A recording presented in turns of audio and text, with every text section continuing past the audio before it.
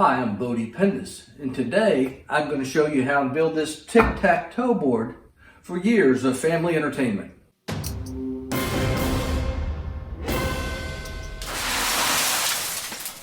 Today we're making a Tic Tac Toe Board for outside for use on a patio. So to start with it, I have a panel glued up, and I'm going to cut this 15 by 24.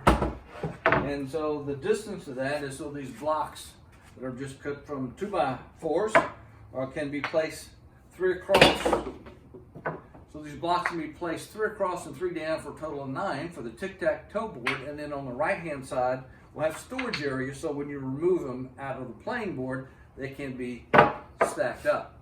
With that, let's make some sawdust. So to determine my dimensions of the board I needed, I put a 1-inch spacer up here like this, and then I put my blocks in here with 1-inch space in between them. So we had 3 blocks like this, and then that determined the length of that. So that was going to be 14.5, so I just rounded that to 15. And then what I wanted to do, in addition to the 15, I wanted to have a row of blocks that would have the same 1-inch spacer here.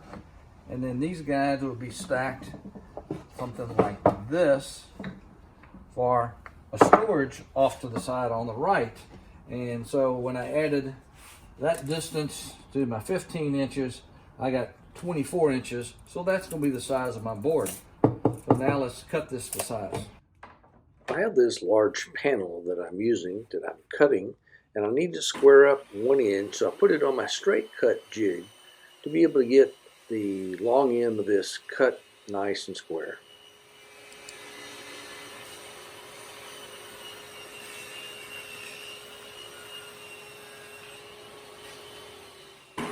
After you get the one edge and one end squared up, then you can cut it to size, both the length and the width, and then you got a board ready to use and ready for tic-tac-toe.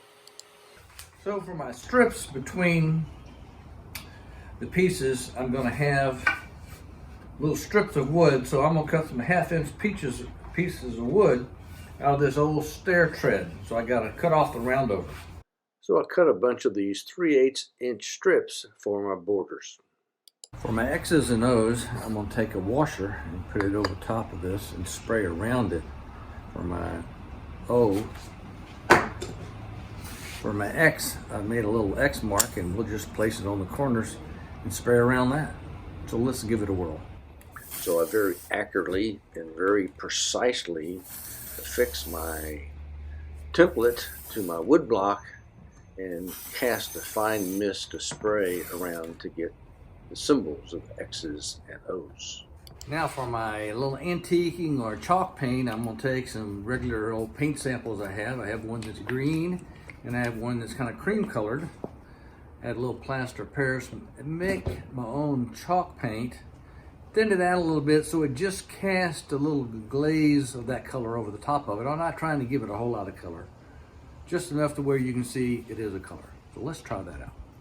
So into a little container I mixed about 1 part paint, 1 part water, and a couple of scoops of plaster of Paris. Mix it up just enough to be able to wipe on these blocks to be able to get some color.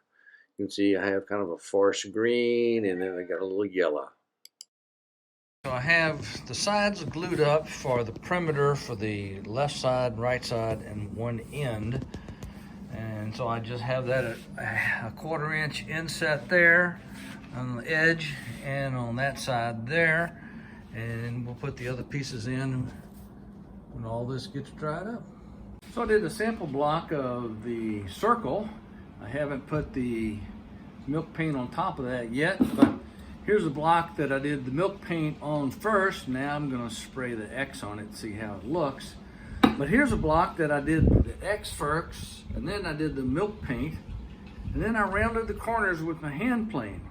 I kind of like that look. Kind of rough, natural looking, kind of a little nautical. What do you think? Not naughty, but nautical.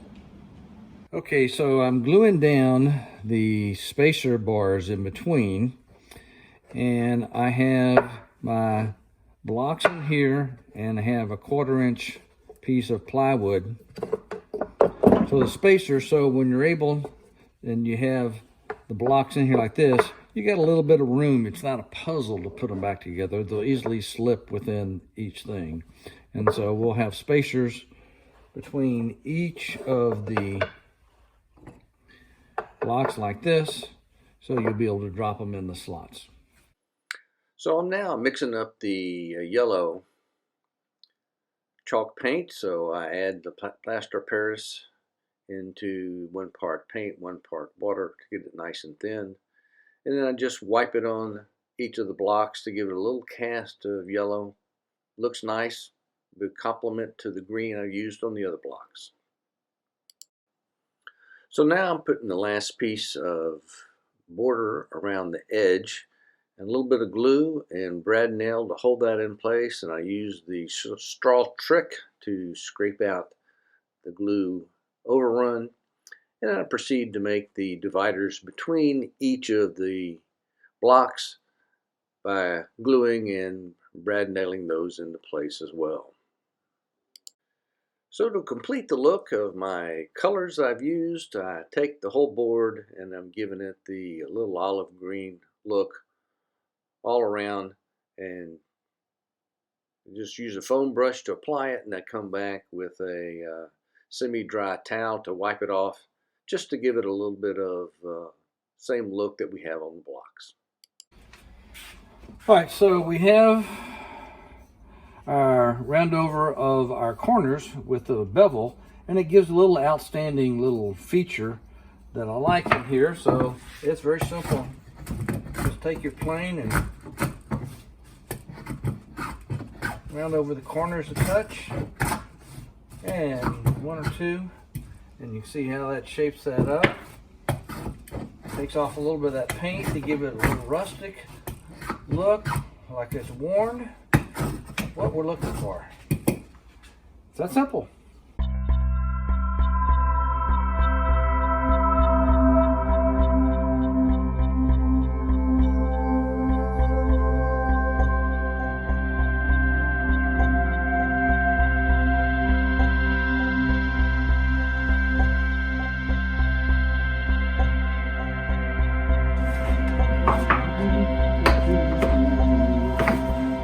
Oh, hi. I'm just packing this up.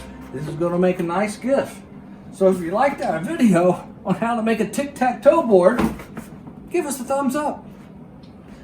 Want to see more of our videos and builds? Consider subscribing down below. And as usual, come back and see me real soon. Ho, ho, ho.